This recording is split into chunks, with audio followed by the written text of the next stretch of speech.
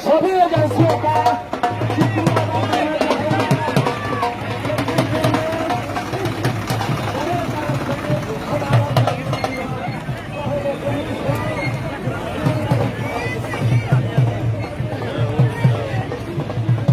जय श्री राम।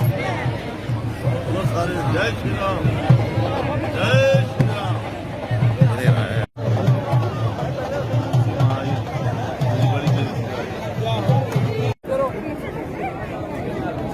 हाथ करते जाओ, प्रसाद लेते जाओ, हाथ करते जाओ।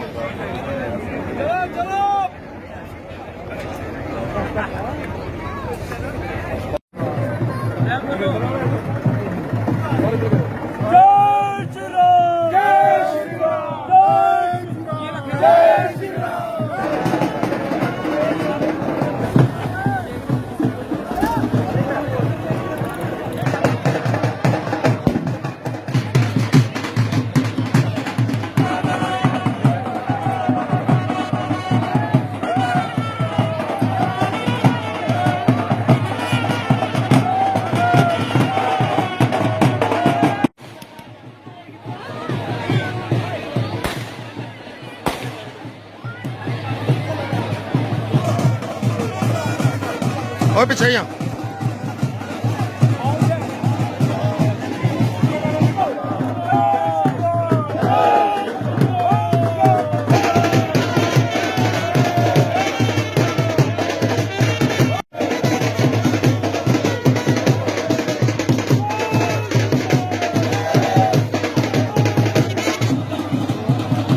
उठे नहीं उठे नहीं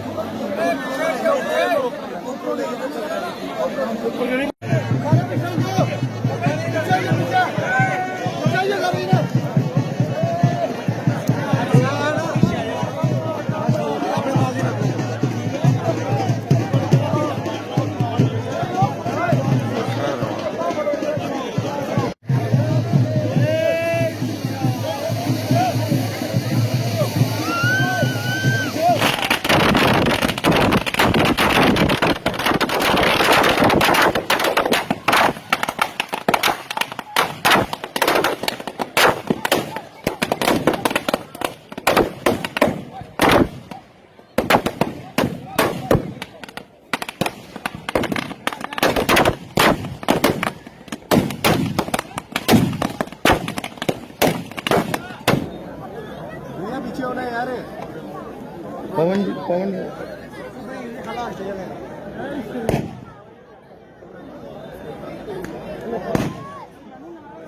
जय श्री राम।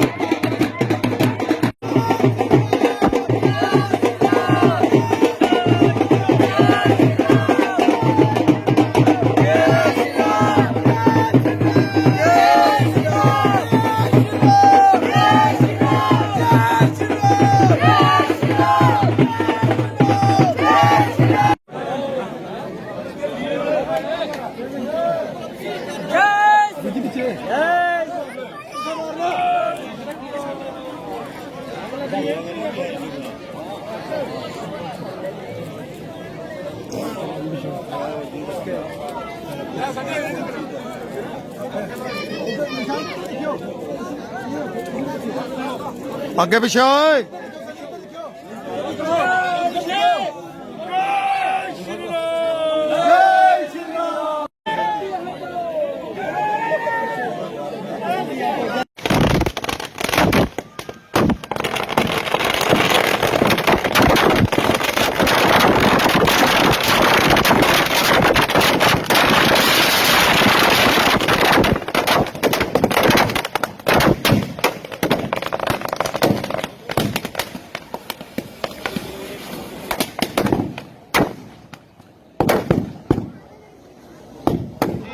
आज के विजयदशमी के बारे में तफसील से जानकारी दें। हीरानगर में किस तरह से दशहरा का पर्व मनाया गया? सबसे पहले तो मैं सभी हीरानगर वासियों को दशहरा पर्व की बधाई देता हूं। उसके पश्चात असत्य और जो झूठ है इस पर भी जो है हमने इसके खिलाफ खड़ा होना है।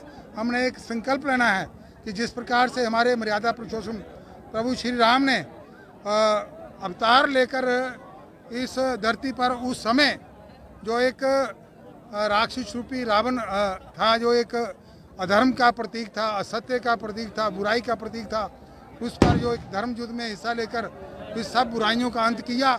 और आज उसी बुराई के अंत के रूप में हम जो है हमारा जो एक समाज है इसका जो है इन पुतलों का दहन करता है। और वास्तव में जो है हम लोगों को इसमें एक जय श्री राम। जी संजय जी बताइए, प्रधान आज की बैठक। सबसे पहले तो मैं आप मीडिया बंधुओं का बहुत धन्यवादी हूं कि आप लोगों ने अपना कीमती समय निकाल कर यहाँ पर आए और इस हमारा दशहरा पर्व पर ये तो हमारे प्रधान जी ने बता दिया कि बुराई पर अच्छाई की जीत है। और इस फेस्टिवल मनाने के लिए हम सबको यही एक कामना करते हैं कि सभी लोग बुराई का साथ छोड़कर अच्छाई की राह पर चलें और अच्छे तरीके से अच्छे संस्कार अपने बच्चों को दें। जय श्री राम, जय श्री राम। जी ये बताइए आज के पर्व के बारे में। सबसे पहले तो सभी नगर निवासियों को इस दशहरा पर्व की बधाई कि आपका आने वाला कल जो है वो मंगलमय हो, ऐसी हम कामना भी करते हैं। जैसा आप देख रहे थे कि 9 दिन से लगातार नवरात्रे चल रहे थे, रामलीला चल रही थी। जिन जिन सहयोगियों ने, जिन जिन कलाकारों ने इसमें बड़ी शिद्दत से भाग लिया और इस परंपरा को निभाने में मदद करी, और आगे भी हम चाहेंगे कि नई पीढ़ी जो है वो इस काम में सम्मिलित हो और इस परंपरा को आगे बढ़ाए।